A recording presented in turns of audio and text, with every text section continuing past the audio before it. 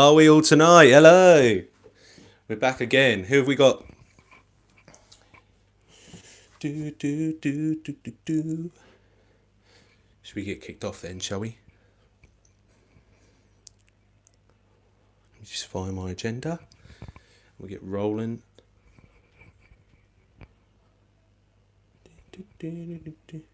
Right, where should we start? Yes, Big Ronnie, Ben Moore.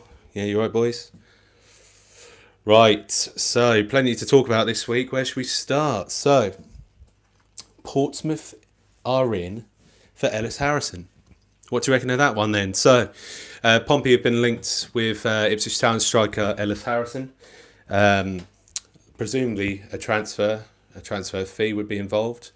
But to be honest, as far as I'm aware, Ipswich have been trying to let Ellis Harrison go out on loan over the last season.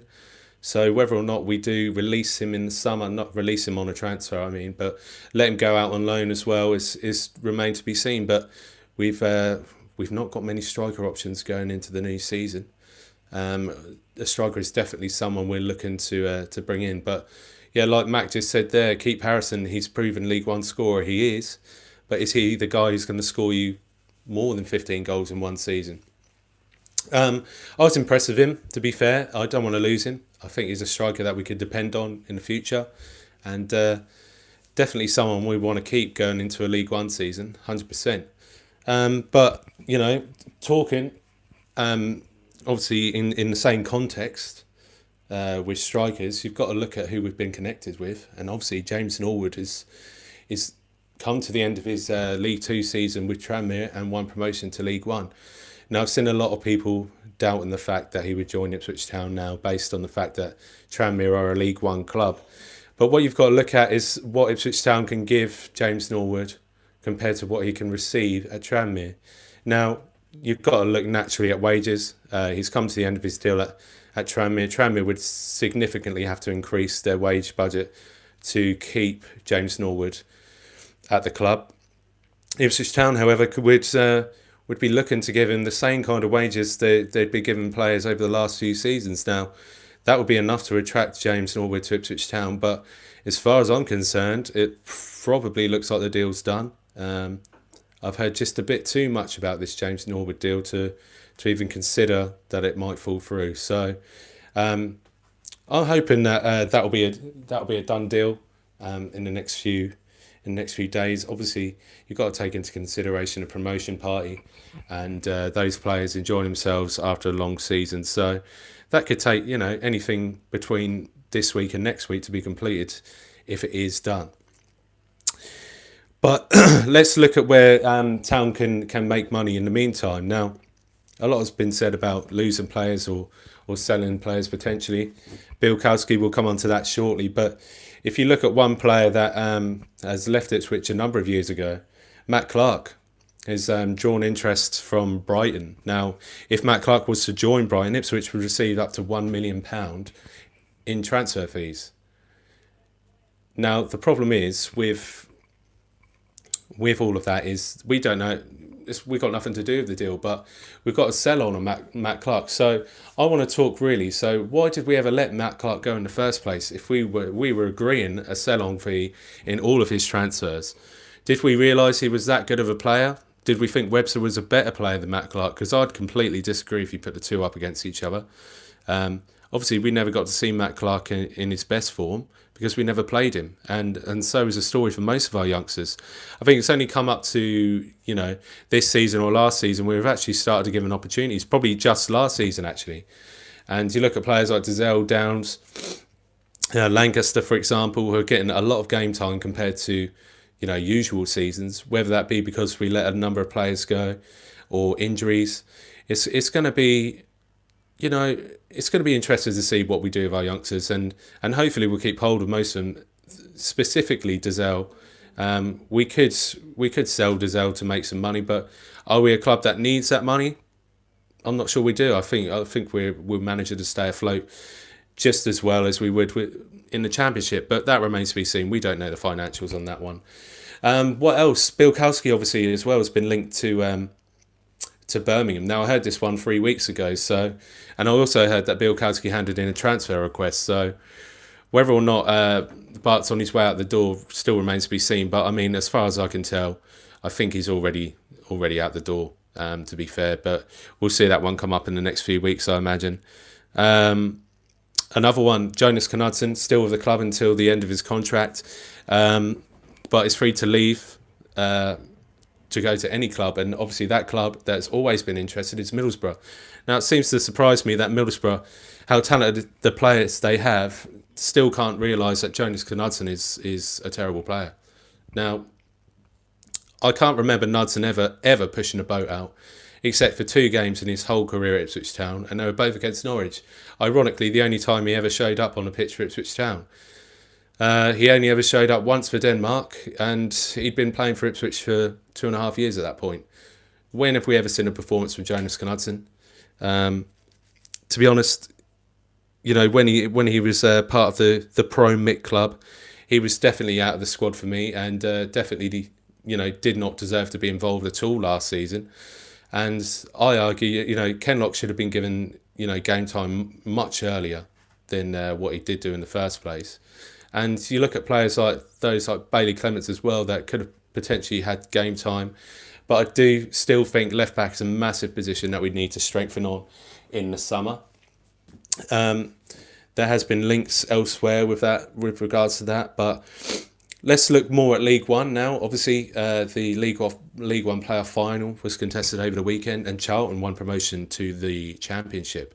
Now, that leaves Sunderland in League One with us next season, and you know, 2 big threats, I would say, in the shape of Portsmouth and Sunderland next season for Ipswich Town.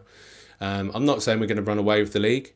I don't think that at all. I think it'd be very competitive. I think it might take some time for us to get used to it. But say we do get off to a good start, we might be giving teams a run for their money. Now, Portsmouth and Sunderland both have had really decent seasons in League One, but not really performed when it mattered.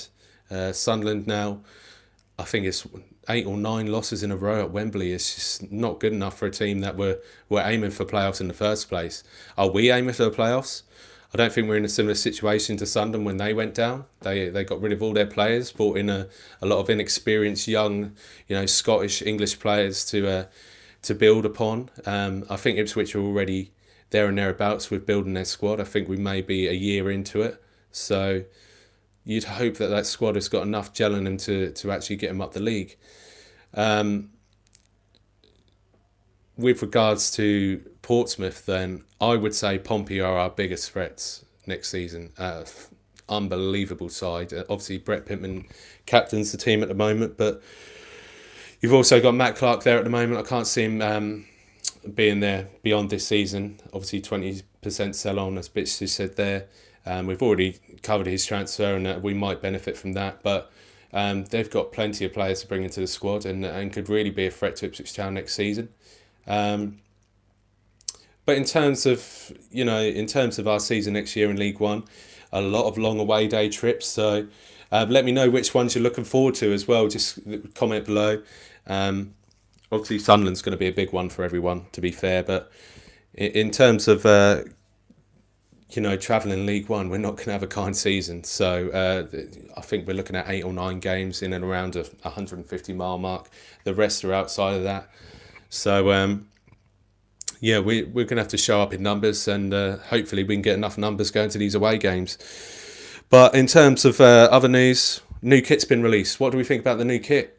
Obviously, we've got the standard blue, looking much better than it did last year. But then we've gone back to the Barca, the kind of Barcelona-looking kit. Slightly more visible up front. A lot of you saying you love the home kit. Yeah, completely agree with that. The away kit will grow on us, I imagine. But like we said before, are we going to get many chances to wear it? To be honest, how many times did you wear the orange one last season? 5, 6, 7 times. For me, that's not enough, really. Blue clashes a lot, but I thought the whole purpose of making an away kit attractive to fans is to actually wear it on the pitch. Now, why don't we come out with a colour scheme that would, you could wear it any place? it confuses me. But in terms of the kits, they're looking nice, looking decent, and definitely challenging. I'd probably say home kits challenging the 14-15 shirt without a shadow of doubt. And that's probably the best one in the last 10, 20 years. What else have we got? Right, so links to other players. Anyone heard any rumours about any other players that might be linked to Ipswich Town? Because I've got a few here that have are standouts for me. We've been linked to Dominic Ball, a former Spurs youngster, currently with Rotherham, spent the last 2 seasons on loan at Aberdeen and can play anywhere across the back. So Paul Lambert's probably in the market for a versatile defender, someone that could potentially cover Chambers, who I would say has probably come to the end of his career at Ipswich Town. You've got other players such as Luke Wolverton that's going to be coming into the squad. You've got Toto Enciala, who for me has got to be starting centre back next season. But those right back and left back spots are definitely up for grabs, and I'm not sure what we're going to do in the summer with regards to them. Left back is pretty much Ken Locks, I would say, given on his performances towards the end of the season. But could you see us bringing in another left back? Ben, I'll get onto that one in a minute. With regards to right back, I'm still not sure about Emmanuel. Didn't get enough game time for me towards the end of the season. Bit confusing, to be fair, but I can see why he played James Free. But were we actually fighting for anything? Been relegated a long time. Emmanuel could have used the minutes because he's had a slow season since coming back off loan. But yeah, I don't think you're going to see the likes of Emmanuel. I'd like to say Emmanuel, but I don't think you see the likes of Barry Cotter come into the squad purely because he's not in favour. So does that bring in a right back? Now, I know we've been linked in places with Portsmouth's right back, Nathan Thompson, who's currently out of contract at Portsmouth. And you'd imagine that a player of his stature would be open to a move to Ipswich Town. But what you can't stand here and say is that Ipswich are a bigger club than any of those clubs, like Sunderland and Portsmouth, easily had more time in a Premier League than Ipswich over the last 10, 20 years, and definitely have a bigger spending power in some senses.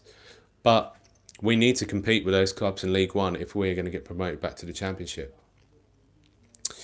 But in terms of next season, in terms of what we can do, I think I'm pretty confident we can actually go somewhere. Can we win promotion automatically? I don't know. I really don't know. But you see those clubs that are linked with promotion, worryingly, Doncaster, Rotherham, all those clubs we did expect easy wins against last season. Seasons before, seasons in the Championship, those teams were the ones you'd grab points off. These are the teams now that we're fighting against to win promotion to the Championship. Now, can anyone see anything other than promotion next year? Because for me, it's got to be a dead cert. I think the expectation's there. If we start poorly in the first 10, 15 games, I think it's going to be bye-bye Lambert, and we're going to have to look at a different way of getting back up, because get this wrong and this could go really bad for Ipswich Town. But that's just in the back of my mind at the moment. Got plenty to look forward to. A long summer, definitely. But Max says, I'm too optimistic. Mate, every time we talk, I'm very optimistic compared to yourself, but we'll get there one time, mate. No, promotion's definitely not certain. It does look shaky. Am I excited for Norwood? Yes. Yeah, he can bag a goal. I don't know if anyone watched the League Two playoff final the other day, but the guy looked so lively in the box, and it's just creating chances out of nowhere. We do need to get back into a winning habit as well. Like Coxie just said there, 5 wins all season is just not good enough. Not good enough at all. You need to be hitting 15, 16 in a regular season where you're not performing. So we were just below average last season. And in terms of what we need is, we definitely need 1 or 2 strikers. I'd say Norwood is a start. Who else are you going to get in? That's my question as an Ipswich fan. We've not got enough firing power. Are we going to rely on those teams those players that we have got in the team already? That remains to be seen. But yeah, I'm looking forward to League One. let me know. Let me know where you think we're going to finish. And honestly, I've seen a lot of people on the fan forums going around saying, "Oh yeah, we're going to walk the league." I think that's a standard response to being probably a bit too optimistic. But I'd like to see us. Perform. Now, someone said about Ricardo Vazte. Oh my God. If you believed everything you read, then you're definitely the most gullible fans I've ever spoken to. But Ricardo Vazte is probably the most unlikely signing you'll ever see come into Ipswich Town. Probably because the last time he played in England, he could not perform in the Championship. So whether or not he comes back to England, whether or not he comes to Ipswich is a completely different question itself. And I'm not expecting a player like Ricardo Vazte to come to Ipswich Town. Anything else? Anything else I could think off the top of my head? Obviously, friendlies have been confirmed over the next few weeks. We'll see a lot more to do with the tournament in Germany, Netherlands. But it's looking like we've got a number of friendlies in and around the July time that will suit a lot of town fans. And we'll be able to travel up and watch football at those stadiums. But yeah, like I think it was Coxie just said there, if we're going to do anything next season, we're going to do it the hard way. But wouldn't it be nice to see, or even expect Ipswich to perform in the way that we all dream that they would do? Now, next season's going to be a big one for all the season ticket holders. Obviously, near enough 12,000 before the early bird deadline. I expect that to potentially rise to 13,000. Whether or not that will be the case is another thing, but it's going to be a lot of fans there next season that weren't there last season. A lot of fans that have benefited from this change in management who've given us a lot more to look forward to, and I strongly believe in the ethos that the club is going with at the moment. So yeah, looking forward to it.